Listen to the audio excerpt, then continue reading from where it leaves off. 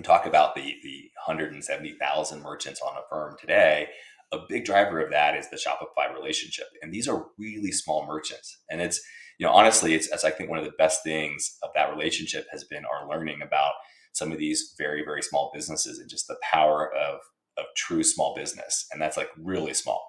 I think more mid-sized businesses is where we're having kind of our traditional competitive fight. We're out in the market trying to win those deals, and you're going to continue to see us aggressively win those deals, but again, with discipline. We think that it's important for us to make sure we're not upside down on these relationships where frankly, that discipline is going to serve us quite well in the long run. That is helpful. The next question comes from Heming P. And the question is as follows. What is the total addressable market in the US? And given the rising competition, what percent of that TAM is practically achievable? Maybe I'll bolt on a little bit to that question, which is sort of like along the same lines. While buy now, pay later today represents, call it a low single digit percentage of broader e-commerce spending, what about by merchant count? Is there, you kind of addressed this a little bit in the small market. Is there a long tail of merchants who need but don't yet have buy now, pay later? I mean, you just commented on that a little bit, but is the opportunity now about growing customers and increasing the frequency of repeat usage? Yeah, so I think the opportunity, we're in the very early innings of this, kind of broad adoption of these alternative ways to pay, these new payment networks. We think that the market may be as high as 5% penetrated as a percentage of e-com today. And we think that there's no reason to believe it can't be scaling significantly from there. So we're very early on this. And that's just in the e-com sense. We also believe that the broader retail environment offline is a huge opportunity for us. And so, we haven't put specific numbers out there for TAM, but like, honestly, these numbers are gaudy. They're huge. The card market's over $1 trillion. And we think that we're addressing this kind of fundamental way consumers pay. One of the reasons we're so excited about our Debit Plus product is it really does expand the kinds of transactions that we can serve. So if you think about our core product today, we tend to serve higher AOV purchases. So think about buying a TV, a set of tires, or maybe even a couch. That's very different than buying a cup of coffee. And you would say, well, we don't need to BNPL a cup of coffee. And we completely agree. But a consumer is having to today to decide between the two. And one of the things that we seek to do is really have the consumer separate out the financial instrument from the payment tender device, right? And that's the vision behind Debit Plus, and we can talk more about that if we want. But that really means that for us, we're starting to open up where the TAM is all spend, and like that's huge. So I don't think we're TAM constrained really at all. I think the sources of growth are really still adoption of the product. There's still a bunch of merchants who need to adopt it. I think it's about going international. Today, we're mostly US. We have a small business in Canada and a very small business in Australia. And for us, it's also about the widening of the transactions that we serve. And we want to mean something to every transaction. And that's where the growth is going to come from us. And to do all that, we need more consumers and more frequency. And our last quarter saw really good traction on that. We significantly added both the amount of consumers. We actually grew frequency, which, when you grow users as fast as we did, growing frequency is really impressive. And we were pretty proud of we have a chart in our earnings supplement that shows the number of repeat transactions, which is actually accelerating. And that's a really good sign for the business. And it's the reason why we talk about network effects. That's where the growth is going to come from. We're going to be focused still on winning the remaining merchants, on expanding the number and kind of transactions that we can serve, and continue to scale the user network. And you just touched on this, but what about the in-person, offline, effort? What does it take to get there? I guess over time, do you expect that to become a more important channel for you guys? Yeah, e-com, as we all learned during COVID, is a really critical part of commerce. And it's not even. It was really interesting to me is I think we probably all could have said that 10 years ago, and the trend has just continued. And that seems quite obvious to a younger consumer. I think to an older consumer, it's something that they're still slowly adopting. But COVID saw this very radical, very quick change. My mother and father-in-law are not heavy e-com users, but were buying their groceries from an app during COVID because they didn't want to go into a store. And so we really did see this kind of acceleration of that. But despite that, about 80% of commerce is still conducted offline. And so it's a much bigger market. Admittedly, it's not growthful like e-com is, but nonetheless, it's huge. And so we think about that as a really important piece of the total pie. It's something that, I think if I'm being honest, we really haven't cracked that nut yet with the right product. Today consumers can use a virtual card offline. They can put it inside of a Google or Apple Pay wallet after taking out a virtual card through our app. So you can do that, but the adoption hasn't been super stellar. And one of the things that points us towards putting a lot of effort behind our Debit Plus product is we think that has a much greater opportunity to get real adoption and traction. We're really early, so we don't have many data points to share yet, but we're really excited about what the debit card will mean for offline purchasing. Great. And this is a question from Barbara W. And it asks, the question is, are there plans to add additional products and services to be able to access Affirm? You've touched on a couple of threads here already with this, but that's Barbara's question. So thanks for the question, Barbara. And yes, I think, one of the things that can kind of reconcile this investment posture we have, where we have a great number of engineers, software engineers, they write code, they build products, these products change the world. And the investment that we're making is in the team to build them. We like to say that we have billion-dollar businesses on the cutting room floor of Affirm because we are relentlessly prioritizing our effort against what is the most actionable and concrete in the near term. And we're having to constantly deprioritize or push back and push out projects because we don't have capacity to address them. And, part of scaling responsibly is being able to do that prioritization, but we feel like there's just so much opportunity. You saw what we think is an acceleration of our product roadmap over the past 12 to 18 months. In our September investor forum, we talked about a few of those things, Debit Plus, as we discussed, but also our super app, which really took us away from being a servicing and shopping only app to now we have servicing and savings and shopping and rewards. And you can even pretty soon convert your savings yield into crypto. And these kind of features are all about driving better engagement with the consumer, because our mission is to improve lives through honest financial products. And that's very broad. Our mission is not to help sell couches, it's to improve lives through honest financial products. And so we feel like if it's an honest product and it can help people, we're going to build it. And there's a lot of products out there that can do it. Our founder, CEO, Max Levchin, he is an entrepreneur's entrepreneur. He is about the most product-driven human I've ever met. And we mentioned this, I think, on a call recently, but he's got a team of he calls them his ninjas that actually go out and prototype new products.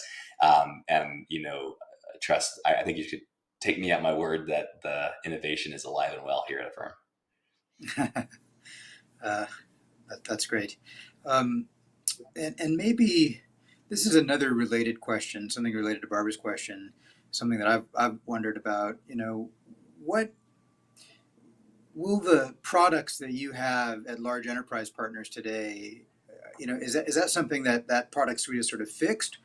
To what degree will we see those products evolve over time? And I guess specifically at places like Amazon, will you see 0% or higher MDR offerings introduced at some point? Yeah. To maybe use a baseball analogy, since we finally have baseball back, probably not my favorite sport, but nonetheless, since baseball is back, we kind of think of it as like we're in the middle of the national anthem before the game has even started. There's a lot of roadmap well ahead of us. So at Shopify, we launched our split pay offering, which is a short-term 0% offering. Consumers put 25% down and then they make 3 payments behind it every 2 weeks. So it's a very, very short product. That's what we launched with at Shopify. And that's like the most competitive thing that you see in what people call BNPL. It's the product that a lot of our competitors have. That's where we launched, but we actually have a very big business with Shopify merchants already, not through Shop Pay Installments. And we're really excited to bring longer term and 0% offers and interest bearing offers into the product set for Shop Pay Installments. And on Amazon, again, we launched quite quickly with an interest bearing program. And that was launched just before Black Friday in our fiscal Q2 calendar Q4. And that program was honestly truly the MVP. And I'm really proud that we were able to get it launched. But I think if we're being really fair with ourselves, we have a lot of optimization to do. Both in terms of how the offers are communicated to consumers, where in the checkout funnel they see them, and these are from our experiences at other enterprises. These things can take quarters or even years to get perfect, and that's okay. In fact, that's a key source of our growth here at Affirm, is that we're continuing to scale our existing merchant relationships, both with new products as well as optimizations on those products. So we feel like there's a ton of road ahead, and a lot of additional products to continue to roll out. What I think is most interesting is that the conversation with these partners tends to not be overly constrained. So they're out to solve a consumer need. And if the product solves a consumer need, there's a lot of appetite for broadening the offerings on the sites. Okay. I wanted to shift the conversation over to credit performance a little bit. And on the last earnings call, Max said something interesting. He said, we choose our delinquency rates as an input. Could you unpack that a little bit? I mean, how do you think about your ideal or sort of target credit box? And I will mention that this was a similar question that we got from a retail investor, David A., who asked about your credit losses and whether they're going to change for the better in the future or change over time. Yeah, this is like really, if I were to implore investors to spend time on one topic, this is the one I think is most important to understand why we have a huge advantage in the long run. If you think about the alternatives, when you think about the other traditional unsecured consumer credit, which is the code word for credit cards, their business model works like this. They give consumers a line, consumers spend on that line, and then credit happens to them. And oftentimes way, way away from when the line was issued. So the consumer could be sitting on a line for 6 months, a year, or 2 years before they begin to see delinquencies. And that's just not at all how Affirm works. Affirm approves every transaction today. And so when a consumer wants to get their next dollar of lending from us, we have to approve that transaction at that point of sale. And why is this an advantage? Well, it means that we have lots of little approvals and lots of little delinquency signals. And I mean lots. We measure delinquencies, start measuring delinquencies when the consumer is first 4 days late. We call that DQ4. And then we measure when they're 30 days late, and so on. And we put out the statistics in our last supplement on DQ30s, but internally we monitor it at DQ4, which means we have an understanding every 34 days. So 34 days after the origination, which we see every day, we look at how that credit is performing. And the thing we're really looking at is it performing consistent with our expectations? We can make good margins with high losses or low losses. The important thing is to not have that be a thing that happens to us, but something instead that we pick. So we have our proprietary scoring model. It's called ITAX, and we get to pick the level of approvals that we have. And we might, for example, set an approval cutoff at 92.7, making that number up. It's a 100-point scale, and it's pretty concentrated at the top end of the range. So we might set the cutoff at 92.7, and that cutoff should generate an expected loss or a DQ4 of some number. And then 34 days later, we look at that data and we take in that signal. And if the losses are consistent with that number, we can continue to operate the business. If the losses vary from that number, we have to take action, because it means either the consumers are worsening or our underwriting models are worsening and drifting. And of course, the action there is to then retune the model and get it right. But if the consumer is worsening, that's where we have an opportunity to correct it. And because we have such a short asset, and because we get so many signals, we're able to fine tune the machine. And we're nimbly driving around any obstacles that you might have in the credit environment and being hyper reactive. And our hands are always on the dials. And that's just a fundamentally different answer or approach than traditional unsecured consumer lenders like credit card companies. And so we have a real advantage there, and that's a structural advantage that allows us to do better. And that's on top of our actual underwriting advantage, which is also very real. We're better at underwriting, but that structural advantage allows us to really dictate the level of loss that we want. And we make that decision every day. And that is again, we think about it very differently than what you'd see elsewhere. And with respect to David's question on whether or not we expect credit losses to change for the better in the future, what I would say is we're in control. I got some grief about that line, but like that's the truth. We are picking the level of loss that we have, and so if it goes up, it's because we were trying to approve more consumers, and we felt like we could do that on a profitable basis. You'll see that show up in our revenue less transaction costs. And if you see that number go down, it's because we were trying to be thoughtful about maybe the macro environment or thoughtful around the level of merchant fee or interest income that we were getting. And the mix of business is a huge driver in that. So, I wouldn't read into the credit numbers as an indication of quality of underwriting or quality of the consumer. Think of it as we've chosen to run the business at those levels. Interesting. Okay. And last quarter was the first in several where we saw significant, sequential improvement in the transactions per active customer. Can you share any incremental details around your older cohorts? Are you starting to see longer term users, transact more frequently in more meaningful ways? What sort of repeat behaviors are you seeing from the newer customers on the other side of things? Yeah. So Q2 transactions were up 218%. And I promise these numbers are so big, like it blew us away.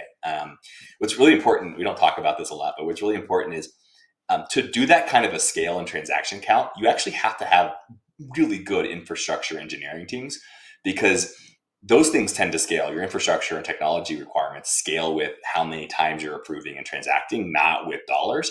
And that transaction count, 218% growth, it's staggering how many more consumers were transacting on the platform.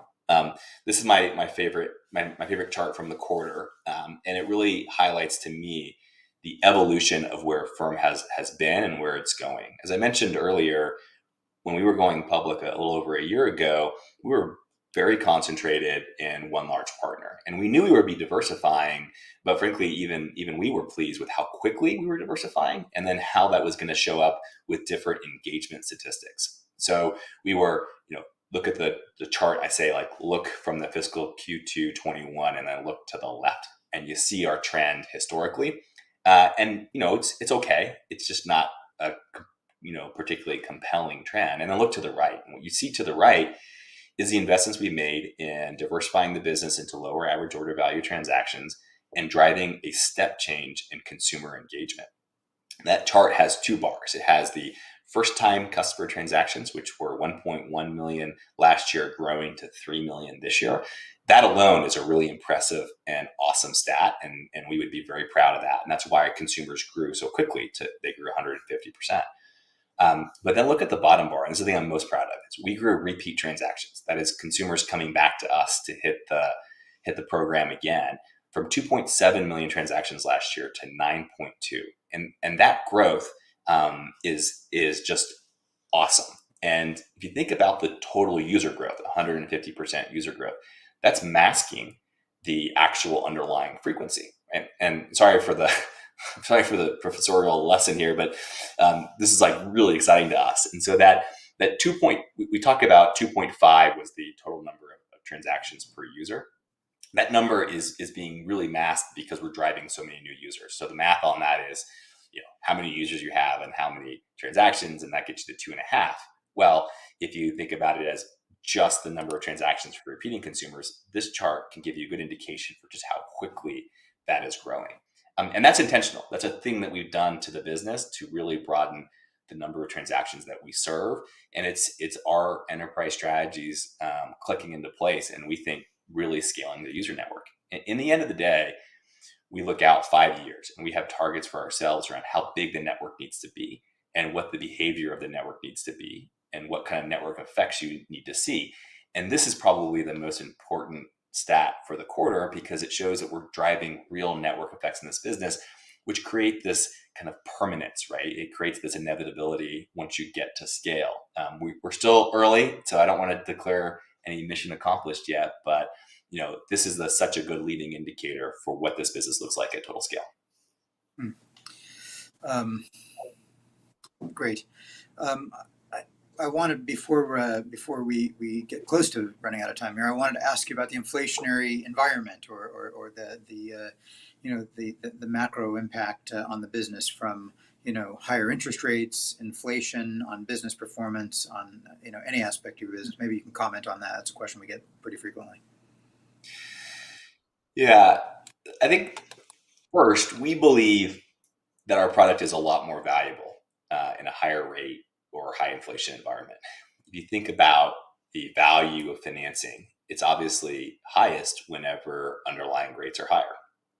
Our product is money, and when the cost of money goes up, which is what you measure in things like rates, then your product is more valuable. And that means that consumers who get 0% offers understand that there's more value in that offer, and consumers who are paying interest to us understand that that is also more valuable. And that's a really important backdrop point because rising rates do impact our costs, but we believe very strongly we can mitigate that because our product is more valuable in a higher rate environment. Inflation didn't limit our growth in the second quarter. You didn't hear us talk about concerns with the consumer last quarter. We saw consumers out transacting at a pretty high level. You saw that in the data we just flashed on the screen. And that's because our product is different than what you might think of. So a lot of folks who just do pure payments, right, who are just trying to transact, they have some headwinds here because higher prices and inflation can slow down consumer spending sometimes. But for us, it highlights the importance of paying over time. The things cost more, consumers have a greater need to pay over time. And I think that's what you saw a little bit in our fiscal Q2. And frankly, we're convinced we're going to continue to see. I think the second order effect is probably the one we're spending most time on internally, which is, will these higher rates impact consumers in such a way that actually impacts businesses' abilities to keep them employed? And I always talk about the credit side of rates is like the really important side. And to date, what we've seen is just a really strong labor market. I think as the labor market, that is to say employment, starts to change, there might be an impact there. But as of today, we see just a really robust labor market, and that means that consumers are fully employed, which in turn means that their ability to continue to conduct commerce is quite strong, and we're the beneficiaries of that. Interesting. I see. So there's an offset there. Inflation on the one side and the tight labor market on the other side. That makes a lot of sense. I want to ask about the regulatory environment. More specifically, can you kind of contrast your positioning there relative to the product, services, policies that you offer, relative to the market? How worried are you about a regulatory, environment that gets tougher for buy now, pay later? It's a really good question. It's one that we get a lot, and I think there's a lot of confusion out there, maybe on even what our model is and how regulators might see it. So let me just lay out a few pretty strongly held beliefs that we have. First and foremost, as I said before, our mission is to build honest financial products that improve lives. And I talk a lot about this with candidates as we're hiring them. If you're not aligned to that mission, you won't fit in here at Affirm. We truly have this as like a North Star. And I've got 100 examples of decisions that we've taken that maybe weren't the most optimized for the short-term results of the business, that we're putting the right approach to how you treat consumers and building products that actually improve lives.